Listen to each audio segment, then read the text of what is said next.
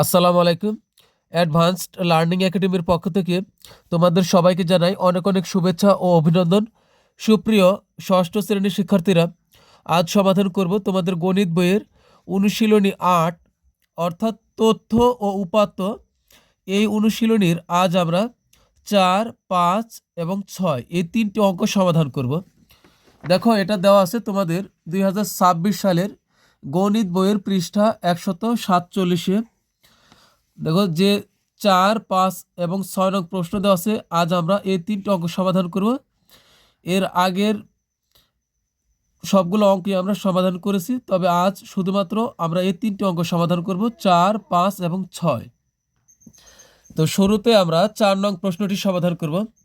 ৪ নং প্রশ্নে বলছে, তোমার শ্রেণীর ১৫ জন শিক্ষার্থীর ওজন উপস্থাপন করো এবং গড় নির্ণয় করো। তো এখানে দেখো বলছে তোমার শ্রেণীর, অর্থাৎ তুমি কোন শ্রেণীতে পড়ো। অবশ্যই অঙ্কটা হলো ষষ্ঠ শ্রেণীর, তাই তোমার শ্রেণী হলো ষষ্ঠ। তোমার শ্রেণীর ১৫ জন শিক্ষার্থীর ওজন উপস্থাপন করতে হবে।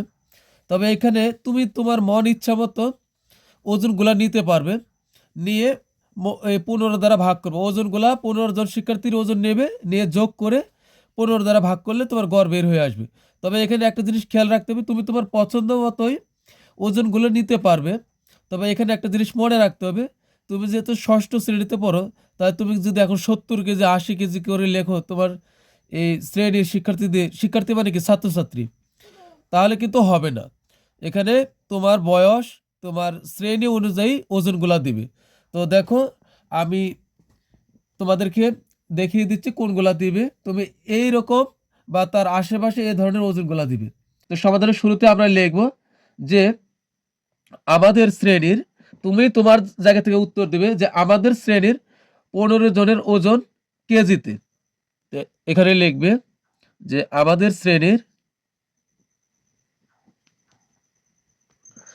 তো এভাবে লিখে দেবে যে আমাদের শ্রেণীর ১৫ জন শিক্ষার্থীর ওজন কেজিতে। ব্র্যাকেটে কিন্তু অবশ্যই লিখবে কেজিতে। আর যদি উচ্চতার কথা বলতো, তাহলে কিন্তু অবশ্যই ব্র্যাকেটে লিখে দিবা, উচ্চতার অঙ্ক কিন্তু আছে, তখন লিখে দিবা সেমিতে। আর কেজি, এখন ওজন, তাই লিখবো কেজিতে। তো এখন তোমার মন ইচ্ছা মতো ওজনগুলো বসাও। যেমন আমি যদি বসাই এখানে ৩০ কেজি, তোমরা যেহেতু ষষ্ঠ শ্রেণীতে পড়ো, তোমাদের বয়স কম, তাহলে ওজনটাও কি কম হবে, ৩০। তারপরে নিতে পারো ২৯, আমি ইচ্ছা মতো নেই ২৯, এরপরে ৩১, এলোমেলো নিতে পারো। এরপরে তুমি নিতে পারো কি ৩৩, আবার কত নিতে পারো ৩৩, এরপরে আমি নিতে পারি কি ৪১, ইচ্ছা মতো আর কি। তো দেখো, আমি ১৫টা নিয়েছি, তো আমি সর্বোচ্চ কিন্তু ৪২ পর্যন্ত নিয়েছি। ৪২, হয়তো এর সাথে তোমাদের ওজন বেশি হবার কথা নয়। তো এরকম আশেপাশে নেবে, আর একটু এলোমেলোভাবে নেবে। এই সবগুলা একদম সাজায় একবারে নেবে, তার মানে এটা কিন্তু হলো না, এটা সরাসরি কোনো তথ্য এটা উপস্থাপন হলো না। এলোমেলো দিবে, আর ওজনটা তোমার শ্রেণীর যে বয়স সে অনুপাতই দিবে। এখানে তাহলে এখন আমাদের কি হলো, এখন আমরা লিখবো যে এখন এগুলা কিন্তু আমাদের যোগ করতে হবে, ঠিক আছে। তো এখন এগুলো কিন্তু প্রত্যেকটাই কিন্তু এক একটা উপাত্ত, সবগুলাই প্রত্যেকটাই এখানে এক একটা সংখ্যা, কিন্তু প্রত্যেকটাই গণিতের ভাষায় প্রত্যেকটি হলো উপাত্ত, মানে তথ্য উপাত্তের অঙ্কের বেলা এগুলোই কিন্তু উপাত্ত। তো এখন এগুলাকে আমাদের যোগ করতে হবে, যোগ করে ১৫ জন শিক্ষার্থী দ্বারা ভাগ করতে হবে, ১৫ দ্বারা ভাগ করলে হয়ে যাবে। তো আমরা লিখবো যে প্রদত্ত উপাত্ত সমূহের সমষ্টি, না উপাত্ত সমূহের সমষ্টি বা যোগফল, উপাত্ত সমূহের যোগফল বা সমষ্টি। তো আমরা কিন্তু এগুলো সব যোগ করে দিব। তো লিখবো যে উপাত্ত সমান সমষ্টি, এরপরে আমরা দেখে দেখে এগুলো আমরা যোগ করে দেব। ৩৭ যোগ, এর হবে ৩৫ যোগ ৩১ যোগ ৪২ যোগ ৩৪, ৩৩, ৩৬, ৩৪ যোগ ৩৩ যোগ ৩৬ যোগ ৩৫ যোগ হলো এই সর্বশেষ ৩৮, ১ ২ ৩ ৪ ৫ ৬ ৭ ৮ ৯ ১০ ১১ ১২ ১৩ ১৪ ১৫। তো আমরা সবগুলো যোগ করে দিব। যোগ করলে হবে ৫১৫। এটা আমি আগে যোগ করে রেখেছি, তোমরা যোগ করে নেবে। তো ৫১৫। তো এখন লিখতে হবে যে এটা হলো সমষ্টি, উপাত্ত সমূহের যোগফল বা সমষ্টি, আর আরেকটা কথা তোমাদের অবশ্যই পরিচয় করে দিতে হবে যে এখানে উপাত্ত সমূহের সংখ্যা, উপাত্ত সমূহের, সমূহের মানে বেশি আর কি, এই জন্য সমূহের, উপাত্ত সমূহের সংখ্যা হলো 15। তবে তুমি যদি এই কথা এভাবে লিখতে তোমার অসুবিধা মনে হয়, তুমি লিখতে পারো যে শিক্ষার্থীদের ওজনের যোগফল লিখে এটা যোগ করে দিবা, এরপরে লিখবা মোট শিক্ষার্থীর সংখ্যা 15, তাও কিন্তু হবে, সমস্যা নেই, তোমার যেভাবে সুবিধা। তো এখন লিখবো সুতরাং গড়, সুতরাং গড়, গড় লিখে লিখবো যে উপাত্ত সমূহের সমষ্টি, অথবা তুমি লিখতে পারো যে শিক্ষার্থীদের মোট ওজনের যোগফল, উপাত্ত সমূহের সমষ্টি বা যোগফল যাই লেখো, আর এখানে ভাগ হবে উপাত্ত সমূহের সংখ্যা।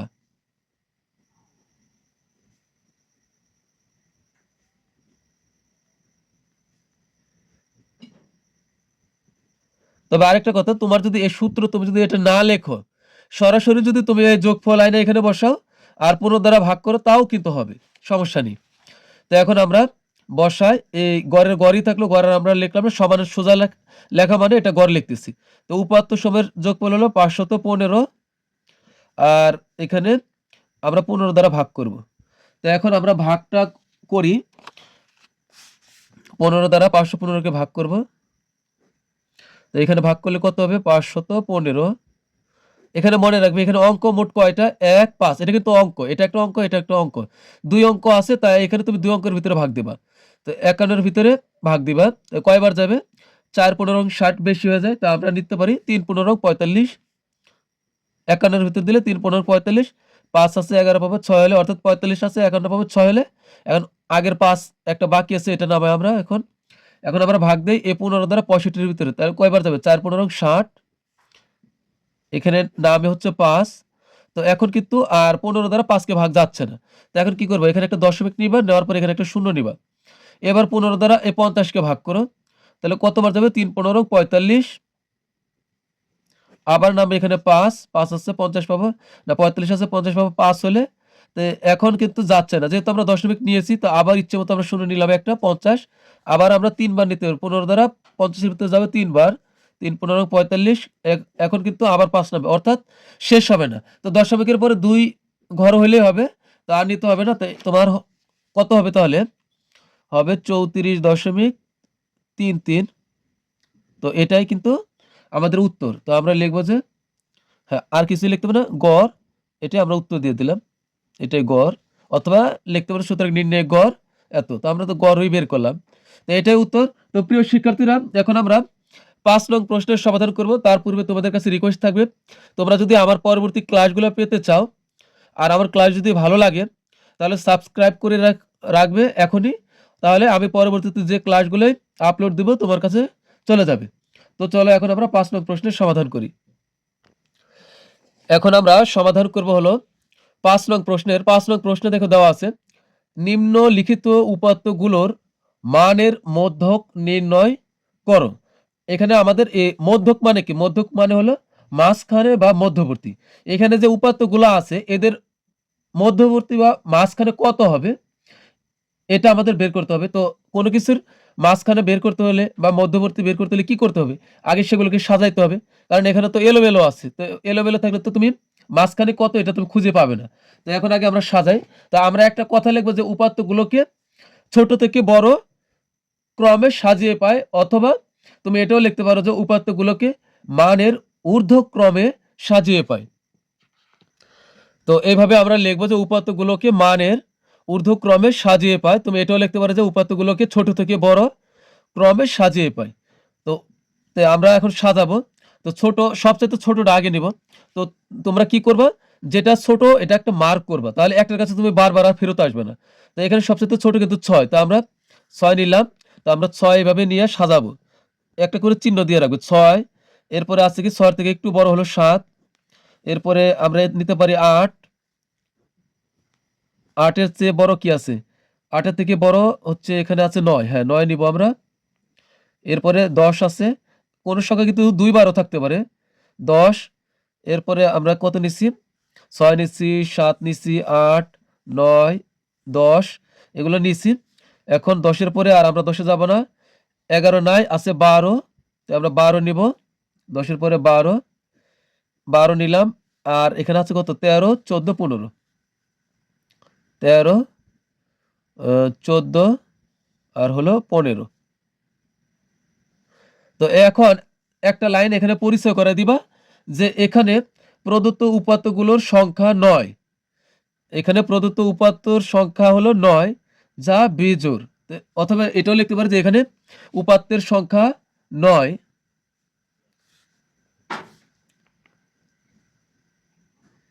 এখানে উপাত্তের সংখ্যা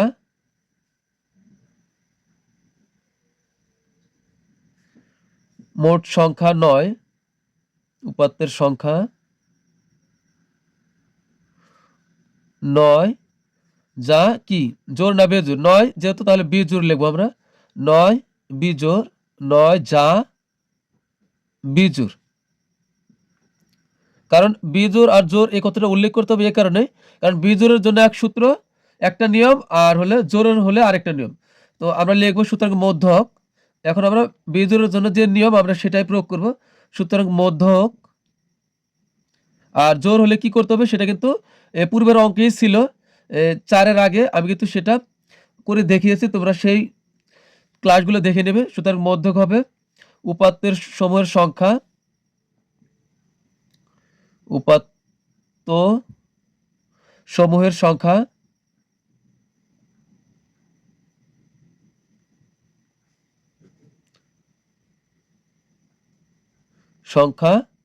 যোগ 1, উপাত্ত সমূহের সংখ্যা যোগ 1 ভাগ হবে 2। তো এখন বসাও উপাত্ত সমূহের সংখ্যা মোট কয়টি? মোট হলো 9টি। তো আমরা এখানে বসাবো হলো 9, এই উপাত্ত সমূহের সংখ্যা হলো মোট 9, তো এখানে বসাবো 9 যোগ হলো 1 আর নিচে দিব 2 ভাগ 2 তম পদ, এই মাঝখানে লিখবো যে তম পদ।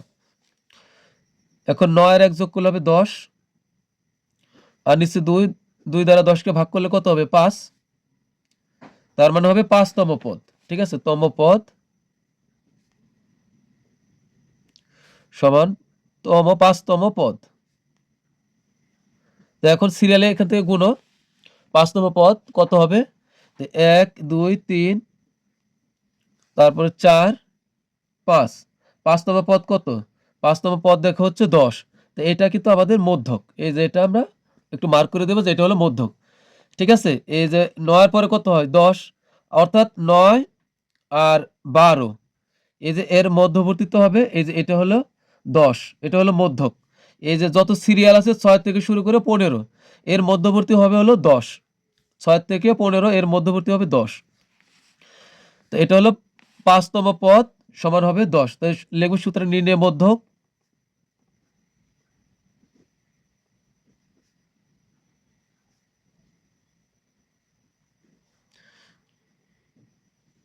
মধ্যক হলো 10। তো এটাই আমাদের উত্তর। এরপর আমরা সমাধান করব হলো 6 নং প্রশ্নের। তো এবার আমরা সমাধান করব হলো 6 নং প্রশ্নের। 6 নং প্রশ্নে বলছে নিম্নলিখিত উপাত্ত সমূহের মধ্যক নির্ণয় করো।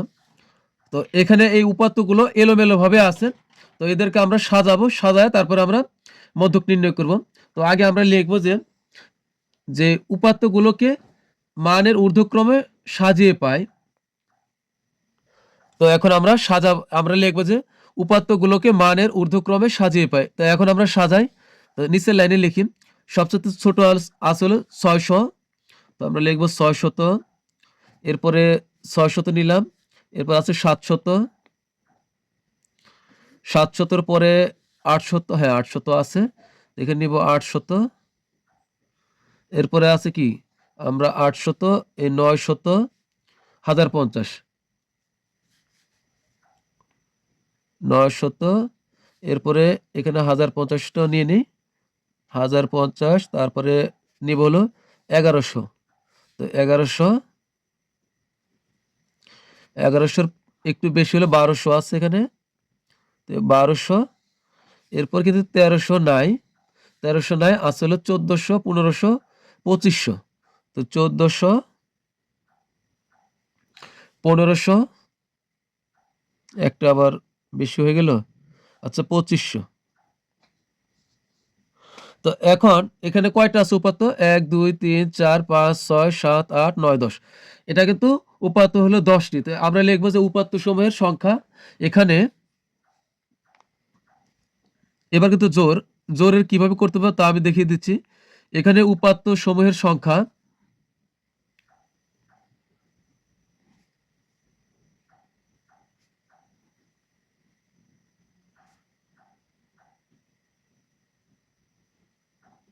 উপাত্ত সমূহের সংখ্যা হলো 10, যা জোর।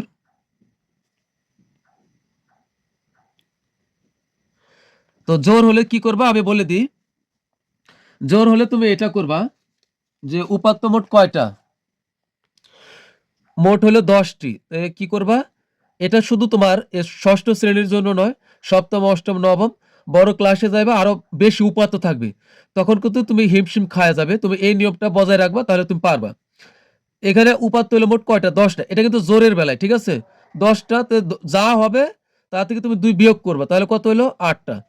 এবার 8কে তুমি 2 দ্বারা ভাগ করো, 8কে 2 দ্বারা ভাগ করলে কত হবে? 4। তো এখন পাইলা কত? 4।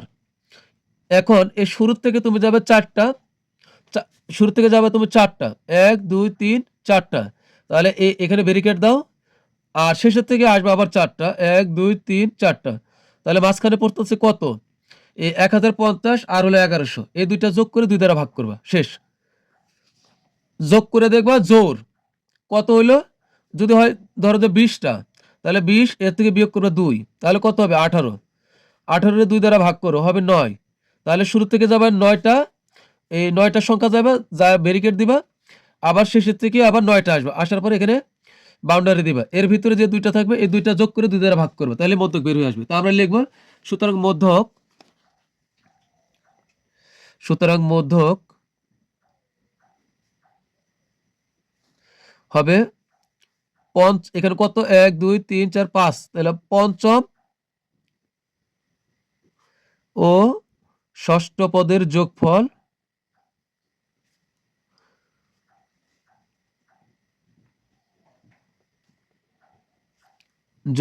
ভাগ 2, এখন এই সূত্র লিখতে যদি তোমার সমস্যা মনে হয়, তাহলে তুমি এই দুইটা যোগ করে 2 দ্বারা ভাগ দিবে, তাও হবে। এই যে এই লাইনটা যদি না করে তুমি যদি নিচেরটা করো, তবু কিন্তু হবে। এখানে কত লিখবো আমরা? লিখবো হলো 1050 যোগ হবে 1100, আর ভাগ হবে 2। এই লাইনও তুমি যদি করো, উপরেটা না লিখে, তাও কিন্তু হবে, সমস্যা নেই। এরপরে এখন এখানে কত হচ্ছে? তাহলে যোগ করলে আমাদের হবে কত? 2150 হবে, কারণ 1100 আর এখানে 1050, তাহলে 2150 হবে। তোমরা একবার এটা আমি আর ভাগ করে দেখালাম না, তোমরা ক্যালকুলেটারে পারো, যেভাবে পারো ভাগ করে নিও। ভাগ করলে হবে 1075। তো এটাই কিন্তু মধ্যক, ঠিক আছে? তো এটাই উত্তর। তো আমরা একটু লিখবো যে সুতরাং নির্ণয় মধ্যক,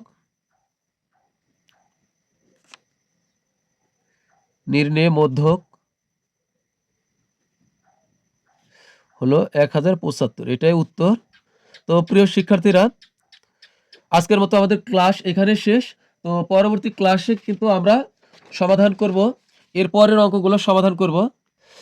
এরপরেও কিন্তু আরো অনেক অঙ্কই রয়েছে। তো পরবর্তী ক্লাসে আমরা 7, 8, 9, 10 বাকি অঙ্কগুলো সমাধান করব। তো তোমরা সবাই ভালো থাকবে, সুস্থ থাকবে। আজকের মতো বিদায় নিচ্ছি। আল্লাহ হাফেজ।